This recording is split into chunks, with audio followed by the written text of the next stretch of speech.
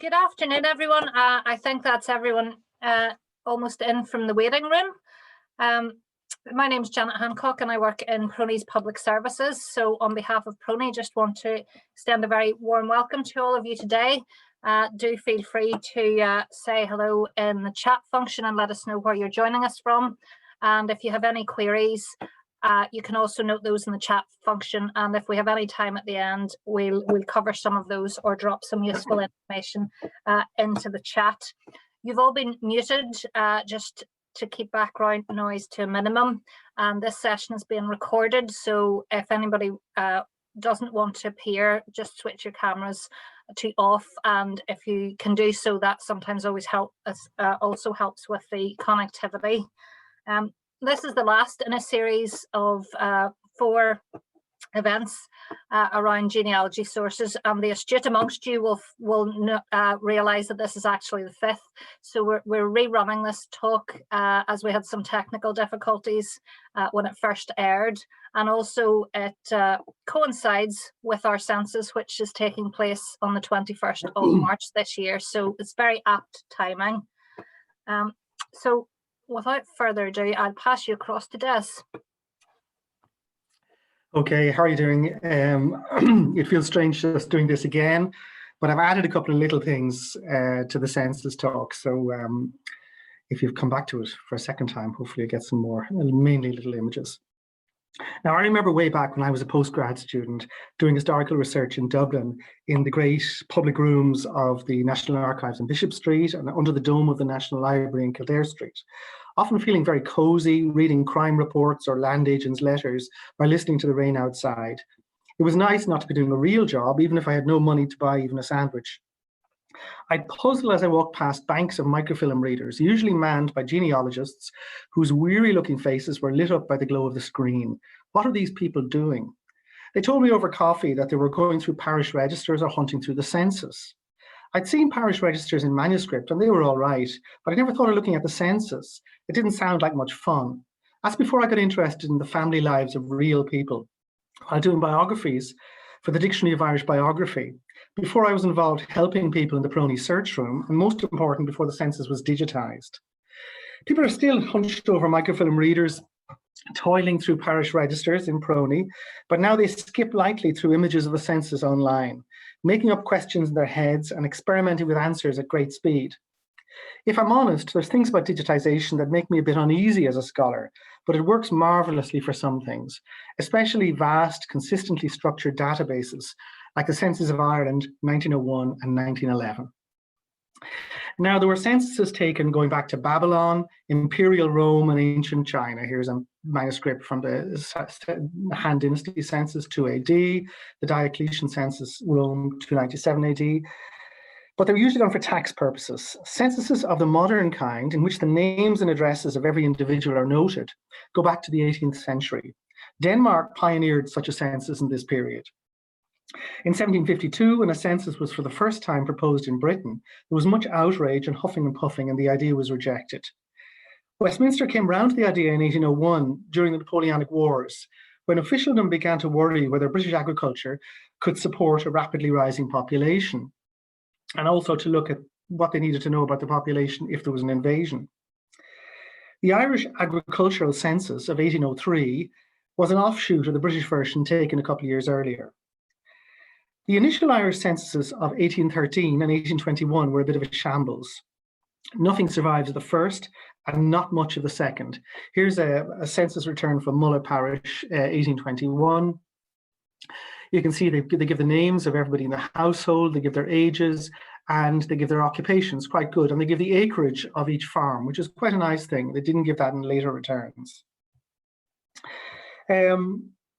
But censuses were held regularly in Ireland and in other parts of the UK every 10 years from 1831. It was only from 1831 that the census was taken countrywide over one day and night. The others had sprawled over months or even years. Now, these first Irish censuses, modern Irish censuses, were carried out by individuals, officials, going from cabin to cabin, quizzing people as to details of their households and taking the information down in notebooks. Much was done ad hoc. It took some time for officials to realize that very comprehensive organization was supremely important in managing a census. The Registrar General Robert Matheson, who ran the census in 1901, declared in 1888 that it was vital in such a massive project to have every little thing thought out in advance before a single form or book was issued. Now, here's a nice little caricature by Cruikshank of collector in England going around to the census, and you see there at the side, John Deere, don't forget the two babbies. And I'm going to come back to that because often the babbies were forgotten. The practice of officials interrogating people was supposed to have ended in 1841, when for the first time a family schedule was delivered a week prior to census night to the doors of every home to be filled in by the head of the house. However, illiteracy levels are still so high that in practice it's more than likely that constables were often the ones who did it all the same in Ireland. This census, the 1841 census just before the famine, and that of 1851 at the tail end of the famine, explored the possibilities of data collection with immense ambition, powered by the curiosity of William Wilde, Census Commissioner and father of Oscar Wilde. We can imagine the sardonic attitude of Oscar to such enthusiastic drudgery. Oscar was likely the last person to want to be constrained by these kind of facts and figures. In truth, the purpose of the census was somewhat obscure and open to philosophical challenge even. Victorian statisticians believed virtually as an article of faith in the virtues of tabulated data. But if rationalization were needed, it was more and more argued that informed public regulation could not be carried out by the state without regular and systematic differentiated measurement of population in town and country. The census and the recording of births, deaths, and marriages by a general register office intuitively went together. And from 1851, it was the GRO that supervised and managed the Irish census. The effectiveness of government intervention in education, imprisonment, transportation, sanitary progress, or anything else could only be assessed by taking into account rates of change over time in particular areas. These could only be established by knowing levels of population in defined areas at regular intervals. Whether the logic ever really held up is another matter, but the census had begun and it had a rationale. Now, those carrying out the earliest censuses had no interest other than to take numerical tallies of population. As a sop to human reality, you might say, the names of heads of household were taken. This is the early 19th century, but only numbers in each household were required. It was found, however, that the only way to be certain about total numbers was to take down all of the names in every unit of residence. And this was especially true when statisticians wanted to calculate numbers occupying different categories of population. That's religious profession, literacy, things like that.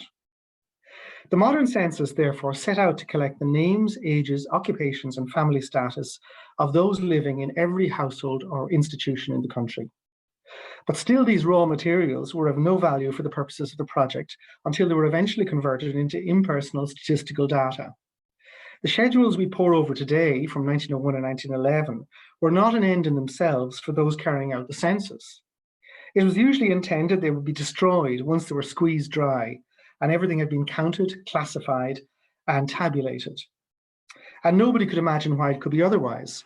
Genealogical pedigree was a matter for an aristocratic class, not the poor or the middle class. The point of doing the census was creating the massive output of printed statistical tables worked out minutely by the GRO. But who reads these today other than the specialist? We, on the other hand, only have eyes for the schedules. The names and signatures and misspellings make people jump out of the forms. As a researcher, I'm always astonished how records designed for the dullest of purposes can inadvertently or as a byproduct pick up unique aspects of the lives of people long dead. I think this photo is a startling image of how people managed to peep out through the crude scaffolding of administration. The well-known photographer Alexander Hogg was told to photograph the inner city slums being knocked down by Belfast Corporation around 1912. And in this case, he was gazing over the roofs, taking shots of the walls due for demolition. We're now touched by the poignancy of a smiling face in the window just on the left-hand side there, likely unnoticed by Hogg. In the same way, when we're looking at the schedules on the forms, we can feel in touch with the real people squeezed into these household forms. Now, given the attitude of the statisticians, it's not surprising that most of the documentation assembled during the early Irish censuses does not survive. Fragments of the 1821, 1831, 1841, and 1851 censuses unaccountably escaped destruction. And we've got them listed there. The household and institutional schedules for the censuses of 1861 and 1871 were entirely destroyed on foot of government order. Those for 1881 and 1891 were pulped, probably as waste paper during the First World War. 1901 is the earliest and most complete surviving census for Ireland. The first 20th century censuses, 1901 and 1911, remained in Charlemont House, the head office of the GRO, until they were transferred to the Public Record Office in Dublin in 1929. That's how it survived the burning of the Four Courts in 1922. Normally, we'd expect that private information of this kind would not be released by the state for 100 years. That's the usual rule. In this case, probably because the data had been gathered by the British administration and the Irish state didn't feel responsible for it, they were happy to open the files in 1961. This was a source of some embarrassment in Northern Ireland and was the mid-1990s before PRONI authorised the purchase of census microfilm by PRONI for public consultation. And we were not allowed to make public the census of 1911 until about 2009, when the online database came out. Now, digitization of the census. During the mid-1960s, the original files held in the National Archives of Ireland had been microfilmed by the Church of Latter-day Saints to further the church task of ritually certifying the souls of all ancestors to enable them to enter the next life. The existence of this body of microfilm enabled the National Archives, in association with the Archives of Canada, to digitize the census of 1901 and the census of 1911 between 2005 and 2010. It was decided from 2007 to make the census freely available by way of searchable online database at www.nationalarchives.ie. And this has had the momentous consequences for Irish genealogy. It's had momentous consequences, and I think it was a very enlightened decision. The census of 1911 is singular in having been the last undertaken by a unified administration in respect of the whole island of Ireland. Having been postponed during the War of Independence of 1911-1921, the next census was separately taken, north and south, in April 1926. The first northern census was pulped for ration cards about 1939-40, and so has unfortunately been lost. The southern census will be made publicly available in 2026. So, the census, what's in it, in brief? Name, age, occupation, family status. They can be used first to locate an individual in his or her household of residence, determine their approximate age and place of birth, their profession or occupation, or their basic educational attainments. We can find out the names and ages of their parents, sisters, and brothers and spousers, depending on their family situation. Did I say spousers? We can use the records to find a date of birth for people born before the introduction of universal civil registration in Ireland in 1864. For example, someone aged 51 in 1901 would have been born in 1950, which is 14 years before births were officially registered in Ireland. Middle-aged and older people at the turn of the 20th century were born in or before the Great Famine. And this means that the genealogist can use these censuses, 1901 and 1911, to reach back into a more archaic society before the famine, in the case of which extant records are a good deal more scarce. Now, 31st of March 1901, census. The General Register Office, based in Charlemont House in Dublin, was put on statutory notice to carry out the census of 1901 in September 1900. The plethora of duties put in train included the design and printing of schedules, books, and memoranda, devising staff mechanisms in Charlemont House in Dublin, renting provincial offices for intermediate work prior to central transfer, setting up an administrative liaison with the police, the RIC, and the Dublin Metropolitan Police, advertisement for temporary clerks, candidates other than invalided soldiers, had to be examined by the Civil Service Commission. Soldiers invalided out of the Boer War were automatically given the job if they liked. Writing up training handouts for enumerators, the systematic reappraisal of new and older units of rural and urban administration changed since the 1898 Local Government Act, and consulting with the imperial censal authorities in the central GRO London as to broad outlines of common purpose across the different jurisdictions of the United Kingdom. From 1881, the Irish census was done under central UK direction, in spite of complaints by experts in the Irish GRO and ineradicable differences in social landscape between Ireland and the other home nations that made still for unique features to the Irish schedules. Now, the operational machinery, methodologies, and staff organisation had been developed since the 1870s, largely by two figures in the Register Office in Dublin. Thomas Wrigley Grimshaw was a native of Whitehouse on Belfast Lough and had spent much of his professional life studying the epidemiology of respiratory disorders among textile workers, with a particular focus on Belfast mills, which had very high levels of consumption, higher than anywhere else in the United Kingdom. Robert Edwin Matheson, who took over the 1901 census after Grimshaw died a couple of months before the census, he looks in his photo a little bit like a United States Confederate officer. He was a Scottish Calvinist with a reputation for affability and charm, but a stickler all the same for the micromanagement of men and census arrangements. I wouldn't like to have worked under him, actually. Now, the date of the census, 31st of March, was picked in order to catch rural and urban men, women, and even children home together late in the winter, prior to early seasonal migration for planting or harvest, fishing, packing, or industrial support in Britain. So they picked it for a very particular reason. It's an implicit admission that the chances of registering migratory labour in the census were lower than those for more stable households. And migratory labour was an important part of the Irish economy. About 3 weeks before the fascinating ordeal, as they put it, of the census began, about 3,900 constables and NCOs of the Royal Irish Constabulary and the Dublin Metropolitan Police, acting as unpaid enumerators, that's just under a third of the entire force. In the rest of the United Kingdom, the police had virtually no part in the census. So Ireland was unique in this. They handed out schedules to households, several per house, often in city tenements, and to various institutions throughout some 208 enumeration districts in the country. This is the Mount Pottinger Barracks people, and in 1903, and these would have been part of the census. I suspect that it was at this juncture, the initial handing out of the schedules, that the enumeration of housing character and other requirements was undertaken. These are the streets they were going into. 1912, much the same in 1901. These police were going around these streets, handing out the forms and later collecting them. These are the rural police going out by bicycle.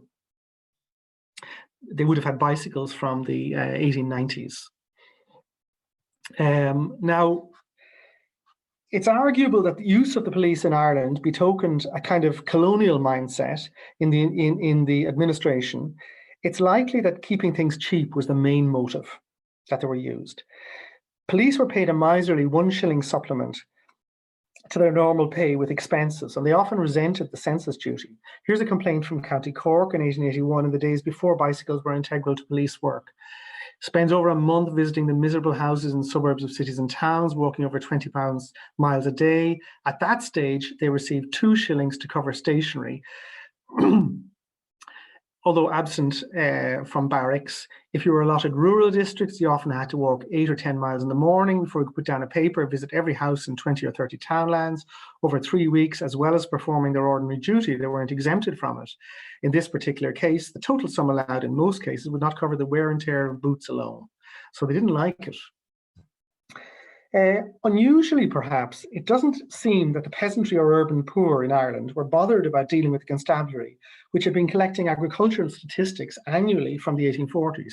You'd expect in Ireland that actually people would be, I mean, they were notoriously insurgent and belligerent, that the police would just annoy them too much to cooperate with the census. But in fact, they were quite happy. And here's an example of something like this. It wasn't unusual for policemen to use expense claims to increase their pay while they were on census duty. And here's an example of a prosecution for fraud in which the accused, there was a very strong case against him, but he was effectively protected by farmers in the townland of Ballyshale near Catesbridge. He claimed for 10 third-class single tickets. The booking clerk proved that there was no single tickets issued in those days. However, all of the farmers that he visited in Ballyshale all stood up for him and claimed that he had just come from the railway station, and in the end they acquitted him. So it was quite interesting. They could have shafted him.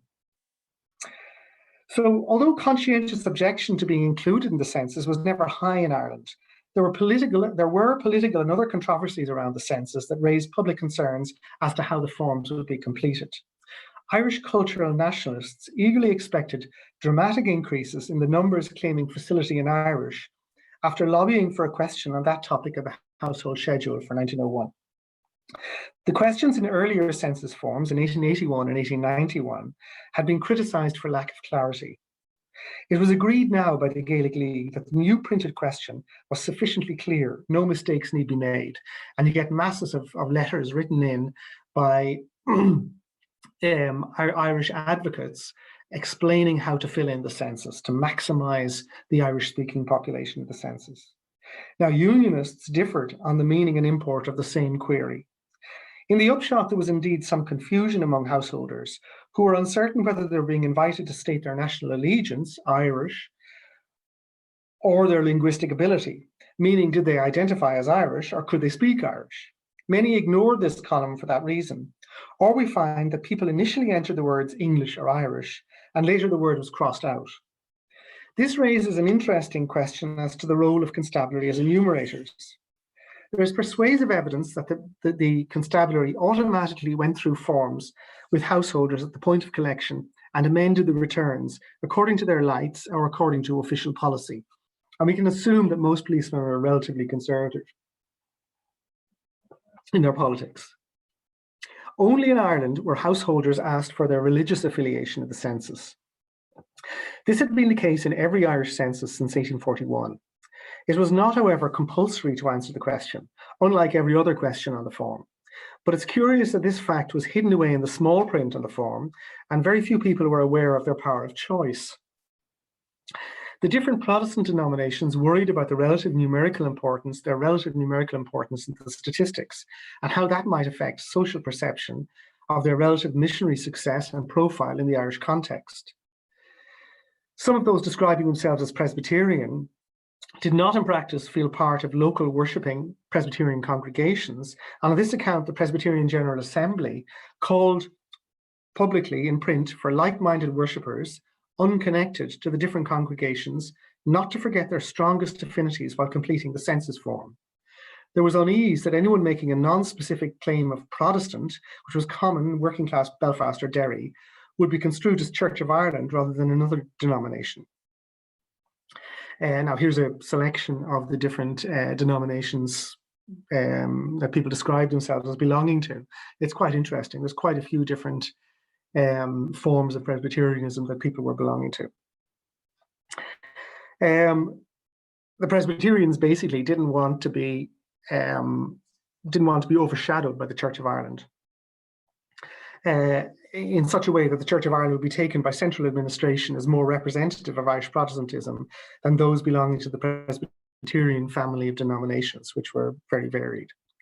It's clear the police enumerators took time to cross out Protestant on the form and replace the word with what they regarded as the appropriate denomination, usually Church of Ireland, when they took up the forms. Senior clergy in the Catholic Church called earnestly for cooperation among the laity, afraid that the unrespectable among their flock might show them up. Then you also get a few oddities. Simple believer in the Lord Jesus Christ who came into the world to save sinners. There was only one of them. Idolaters. There was one family of idolaters. Some of them, under their religious profession, were domestic servants. One of them was a St. Patrick. And Harry Ferguson, who invented the tractor, was a materialist, and his pals were atheist and agnostic. That's just a little selection. So they're quite interesting looking through them. Now, it's difficult to get across an evocation, a good evocation of what it was like collecting these census forms and giving them out. But here's a nice description of the business of the census in Glasgow in 1881. Among the lowest class, the delivery of schedule was not easy. Many persons who'd never heard of the census refused the papers that they thought there were summonses for not paying poor rates. One good lady declined to accept a schedule on the grounds that a census was unscriptural, crying out, "I'll hae nothing to do with a providential society. It's a fair tempting of providence." And an Irishman said, "Och, and it's bright now. There's myself, an Ulsterman, and my wife, a native from Tipperary. I'm a stiff old Presbyterian, and the old woman's another sort. Now under the head of persuasion, I'll write myself down yellow, and the old woman coming under me, I'll be upsides with the Virgin Mary for once in my life." A police sergeant who acted as enumerator, whose hair was a very pronounced auburn hue, angered an Irish lady of temper. "Get away with you long-legged, red-headed devil. Get out with you and your dirty summons." I'm sure you could have heard some of that in Belfast too. Exactly in these kind of places. Now, there was a penalty of £5 for deliberately giving false information in the schedule, and citizens were assured that the data was strictly private and the civil servants charged with handling the forms came under the 1889 Official Secrets Act. Persons in each household were meant to be listed in order of hierarchical authority, from head to wife to children, boarders, eating with the family, and servants. School children were told by teachers to help illiterate parents. Grandparents were inclined often to put grandchildren down as nephews or nieces for some reason, perhaps to obscure illegitimate births in the household. The nature of occupations was in 1901 made more precise than in earlier censuses. People were requested to put down of independent means rather than the vague term gentleman, or for instance, to specify furniture broker rather than merely merchant. Craftsmen and others were expected to make clear whether they worked on their own account or as masters and employers. If someone died in the house on the day of the census, he or she was not recorded. This was done only if they lived to the small hours after midnight, even if it was only for 5 minutes after midnight. People on night shift or visiting and coming back to the house for breakfast were counted on the household return. Hotel keepers and workhouse masters filled in the forms in respect of those in the different buildings in their care. Masters of merchant, trading, or passenger vessels in harbour or within 3 miles of shore were supposed to complete forms. The police were supposed to make efforts to trace and record details of houseless and vagrant people in their districts, including tinkers as well as the destitute. However, these forms were not included, as far as I can see, in the returns on microfilm. I haven't found these special forms. Now, here's a photo from the time of men sleeping rough in brickworks. The police were supposed to go around, find these people, and put them on the forms. Now, the constabulary returned to the different households from 8:30 on Monday, the 1st of April, starting at clubs and doss houses where there was much transience and taking a couple of weeks to gather up all the forms. Except among those living on the edge of the law, there was good-natured willingness to do the chore. Constabulary called to advise and correct forms or fill in where people couldn't read or write, perhaps 15% of the poorer householders in Belfast, and were told to resist offers of drink. This doesn't mean that householders necessarily took the table of questions very seriously, of course. And as suggested, some of the police amendments may have been prejudiced or eccentric, nor that everyone was counted. It's been shown that even recent British censuses underestimate population by 5 or 6%, and that this shortfall is at its worst in poorer districts. Historically, there's a tendency for infants and toddlers to go uncounted. Young undercounted. Young males between 18 and 35 seem to go missing in censuses. Vagrancy and tramping for work was a significant part of Victorian and Edwardian life in Ireland, and these men and women, who often kept their heads down as they journeyed, were likely to be lost to the Enumerator. It was noticed, for instance, in the early 1890s that the resident population of Portadown and Lurgan, both towns, was clearly higher, perhaps by 15%, than numbers recorded in the 1891 census, suggesting considerable underestimation that year, 10 years before. High contemporary levels of Irish emigration, 50 or 60,000 people annually, must have inured people to chronic population instability in town and country. And these are some of the possible reasons why people mightn't appear in the census of 1901 or 1911 as expected, and there are others. Now, the machinery of the Irish census, the census of 2nd of April 1911, the machinery of the Irish census differed little in its workings 10 years later. Questions posed in the schedules were, however, a little bit more elaborate. Wives, not husbands, significantly, were asked to put down how many years the couple had been married, and the number of children born and surviving to the marriage. Declining birth rates were a concern in Britain and Europe. For the last time in decades, both North and South, in 1911, respondents were asked to give their religious beliefs. It's believed that older individuals anticipating the new pension, inaugurated in 1908, were prone to exaggerating their ages, hoping that this would advance their claims.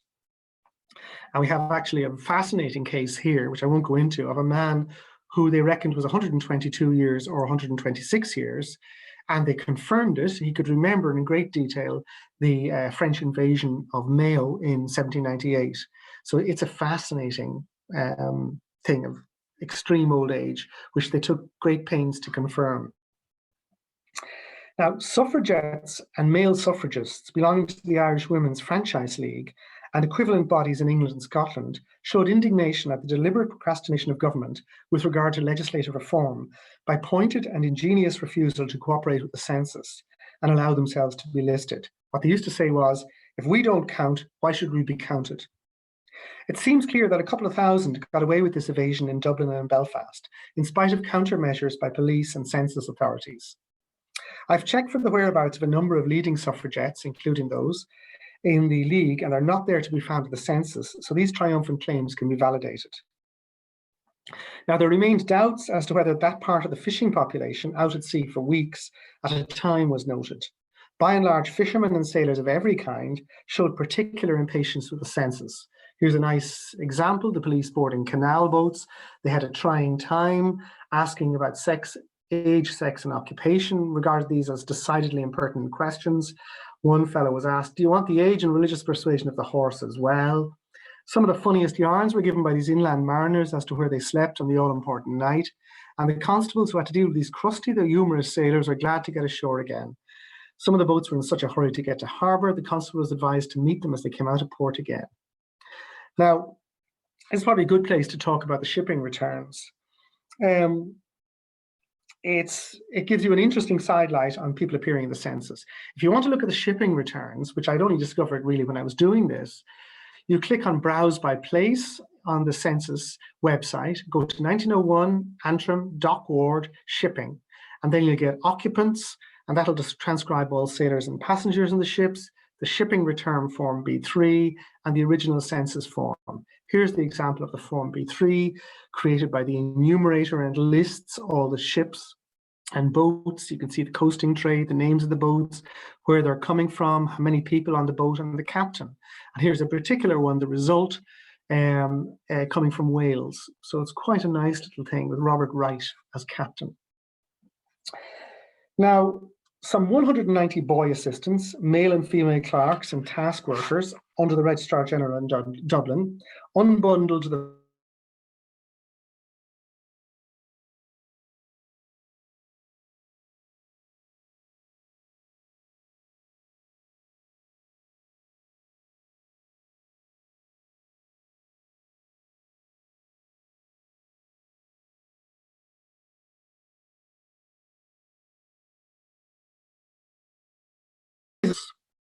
Within 6 months, the forms have been turned into county tables, and a 250-page general report on the Irish population was created.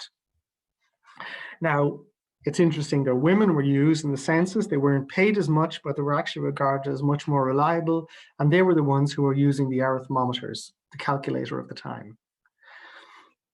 Now, the kind of, between 1841 and 1911, this is the kind of the technical side, there was 3 main kinds of census schedule, given different names in each decade: a family or household schedule, a schedule filled up by the enumerator, and then a third schedule taking down the personal details of those staying in public or private institutions. These 3 kinds of inquiry generated a wide range of special forms for different circumstances. And on this basis, there was perhaps 30 distinct returns prepared by the General Registry Office in Dublin for collecting information in 1901 and 1911. Now, there was always facetious suggestions made for questions that should be asked in the census, and you may have read these. Is it your wife or yourself that's head of the family if you aren't married? Why aren't you? How much do you drink before you criticize the war? Is there anybody like to murder, and why? Now, unfortunately, they didn't include these questions. They would have been very interesting. Instead, they included these basic questions. Form A in 1901, Form A in 1911, more or less the same questions, except in 1911, they asked marriage particulars. Now, Form A was filled in by the head of each household to give the names of all the people in the household on the census night: first name, surname, relationship to the head of the household, religious denomination, ability to read and write, age, sex, occupation, marital status, place of birth, speaking knowledge of Irish, any particular disabilities they have. Servants, lodgers, or boarders were required to be listed on the schedule, but members of the family who were away from home that night were specifically excluded on the basis that they should be picked up as temporary members of another household on the same night. Those out at work but due back for breakfast the next day were included. It was intended that there should be a separate Form A completed for every single household resident in every house. So you could have one house, but a number of different households, as you would have had all over inner city Belfast and Dublin. In the countryside, there was usually only one household per residence, but in poorer parts of the cities, as I say, there was more than one household in a single house.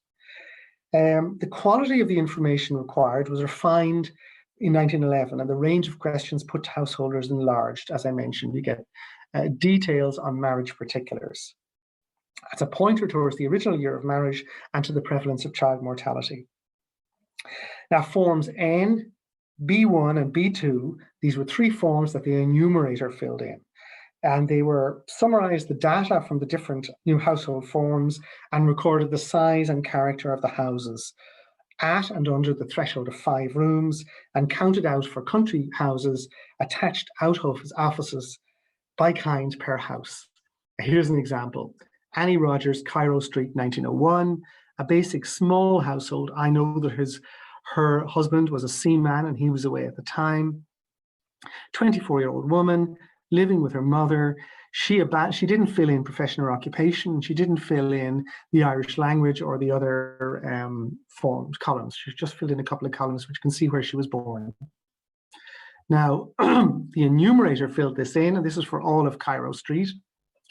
And it told you whether the houses were made of mud or brick, what the roof was slated or thatched, all that sort of thing. And it listed the householders, but then it could have listed the landlords. Now, these people would not have owned their own houses, but the landlords in the urban context were never listed, as far as I'm aware. This is Cairo Street. These were these houses. They were quite nice houses. They still survive. It's in the Holy Lands, but they would not have owned them. And this is the summary of the religious profession in each of these houses on that street. Now, here's the same thing for a rural household. Samuel Shannon, a Presbyterian in Ballyrobin Townland in Killade, the same kind of breakdown. Again, he ignored the Irish language column and the other columns. So they ignored the columns they didn't understand. In the case of a list of the, when they listed the Cairo Street households, the numbers in the left column actually were the numbers of the houses. The numbers in the left column in a rural townland, were just arbitrary numbers that the enumerator put in. In the rural townlands, they often do include the landlord. Now, this is a complicated thing because this is a time when a lot of the farmers were buying their own land from the landlords. So you'd have to check. In this particular case, Samuel Shannon was renting his house from James Morrison, and James Morrison rented a number of houses in the townland. However, others seem to have had their houses bought at that stage. So it's an interesting kind of feature. Ballyrobin Townland, I thought I'd show you that since I showed you Cairo Street.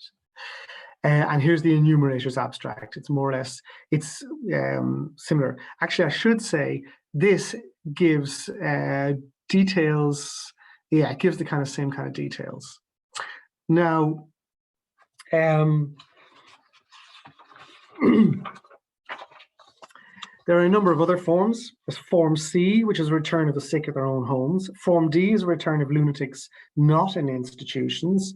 Forms E to K are institutional returns for workhouses, asylums, schools and colleges, or police and military barracks, or prisons and bridewells.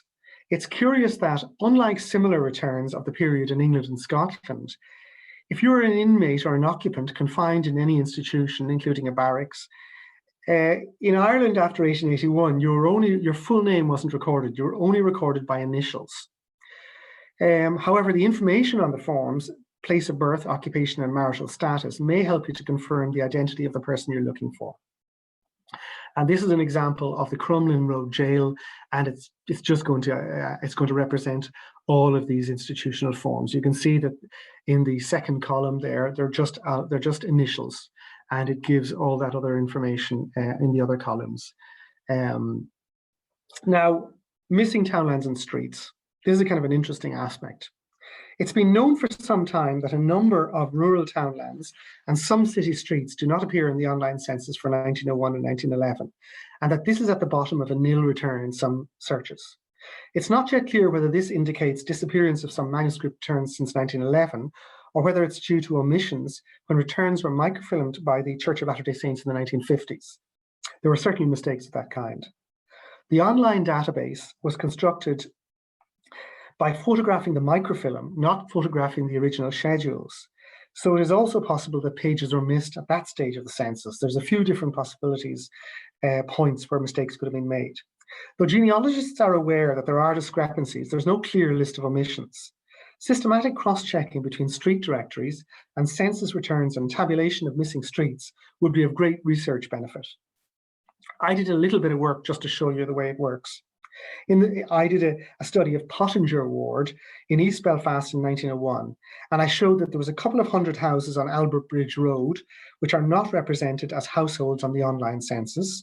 The same applies to 60 households on the Battenberg Street, about 100 houses and households on the Beersbridge Road, 39 houses on Bloomfield Avenue, 68 houses on Bridgend Street, 52 houses on Castlereagh Street, 95 houses on Hillview Street, 46 houses on Lord Street, and 94 houses on the Newton-Yards Road. Sometimes city terraces, you need to bear in mind they form part of bigger roads rather than having separate existences. Bear it in mind if you're searching someone by browsing for place. Households on some streets sprawling out of Belfast City in 1901 and 1911 are to be found in rural townlands, which are not yet included inside the city boundaries. You should have a look at the near contemporary Ordnance Survey maps on the PRONI Historical Map Viewer to get townland names. A couple of other random things to just bear in mind, and there's all sorts of errors like this. Most of the streets of Crossmaglen, County Armagh, are missing for 1911.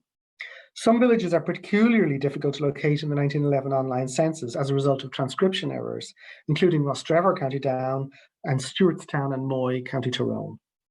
Now, I'm going to pass, I did a little pre-recorded segment showing how to work your way through the census. So, and then I'm going to, that's going to be shown, and then I'm going to come back to it. They're going to come back to me.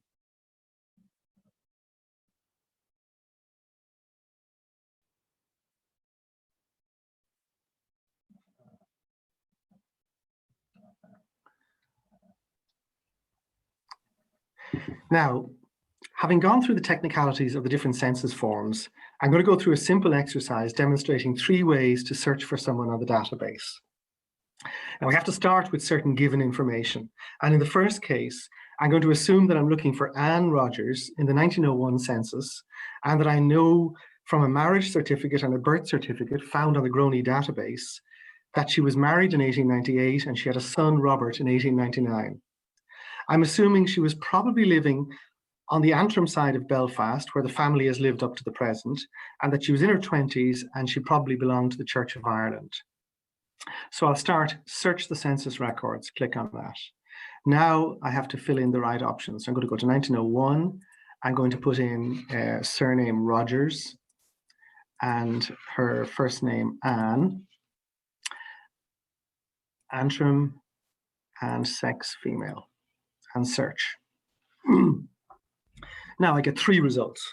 And when I look at the ages of these women and where they're living, I can rule out this first set of results. They're the wrong age and they're living in the wrong place.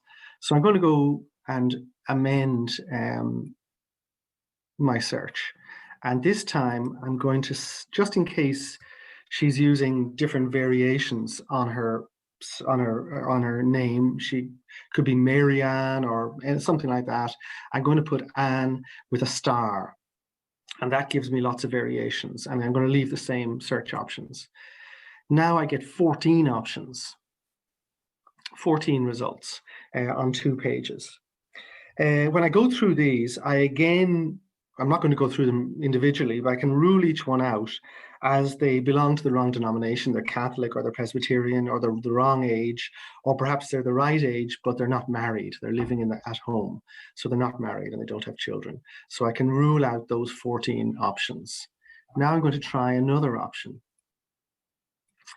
I'm going to assume that possibly there was a variation in the surname. And I'm going to just do a simple variation and put in a D and make it Rogers and see what comes up. Search again. Now I get 39 results. So that's quite a lot to go through. I have to go through the full list, ruling out those who are too old or too young, who are living outside Belfast in rural Antrim, who are unmarried. Now I get 3 options, just to kind of, it's a makey up case, but I'm just going to show you the 3 options. And there's the 2 options there in the early 20s, they're both Catholic, Anne and Annie in Upton Street. So I'm going to go on to page 2, and just to show you the options, just a typical situation. She's 27, she's married, she's Church of Ireland, Irish Church, but she has 3 boys and none of them is Robert. So we can leave her out, and I'm going to go back.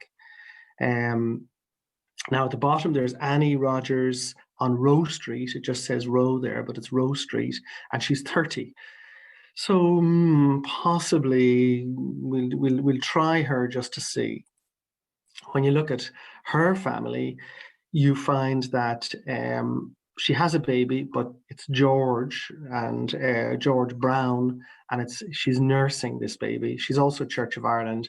She's a little bit too old, but the age can be incorrect. But in this case, she doesn't have a child with her, so we can rule her out. And when I go to the next page, I can go through all the other ones and I rule them out for similar reasons, but I find Annie Rogers, the person I'm looking for. She's 24, she's Church of Ireland, and she has a child, Robert Hugh Rogers. And I know from the street directory, she lives in 1 Cairo Street, that her husband is a seaman. So although he's not in the household there on the census night, there's a very easy reason for that to happen. So that just takes you through a simple way of searching for somebody. I'm going to go back to home, and I'm going to do another little exercise. If you find that you can't find anybody, no matter how many times you vary the surname or the name, the first Christian name or the first name, you can do something else. If you have an idea where they live, you can browse by place. So I'm going to go to browse by place, and I'm going to go to, again, 1901. In this case, I'm going to assume that the person lives in Ballyholme, is likely to be living in Ballyholme near Bangor. So this is County Down, and I'm going to get Bangor, pull Bangor up, and Ballyholme. And then that gives me a list of all the people living in Ballyholme Townland, which is Ballyholme Village. And one of them may well be the person that I'm looking for. You can see there's some pretty peculiar spellings. Footy, if I was looking for that person, it's possible I'd never find them unless I did this. So you can search by place. There's an O'Reilly, which is again an unusual one. So that's another way of doing it. Now I'm going to go back to home, and I'm going to give you a third way. There's always a possibility that the person you're looking for has entered an institution such as a workhouse, a hospital or an asylum, or belongs to the army or the constabulary and is living in a barracks. In this case, you have to try the person's initials and work from the information registered in the institutional forms to see if it's the right person. For the sake of inquiry, I'm going to pick an imaginary person called David Charles, aged about 40, Church of Ireland, and look for this person in Belfast. So I'm going to go to search census records, 1901 again, and I'm going to put C for Charles and D for David, Antrim again. I happen to know that most of the institutions were in the Antrim side in Belfast anyway, and then click search. This will give me a whole range of people with these initials. If you can look at the results there, just on the first page, there's a few different options. There's one on Henry Street, Dock Ward. There's one Holywell, and there's one Crumlin Road. Well, we can guess what Crumlin Road is. So I'm going to just try the first one, Henry Street, House 25, Henry Street. If I go to the household return, it's a barrack return, and it's a return of people living in a police living in a constabulary barracks. And I can go down and look for the CD and see if it has the right information, if I'm looking for this David Charles. Otherwise, I can go back and have a look at the Holywell one. That's another CD. And if I go down here,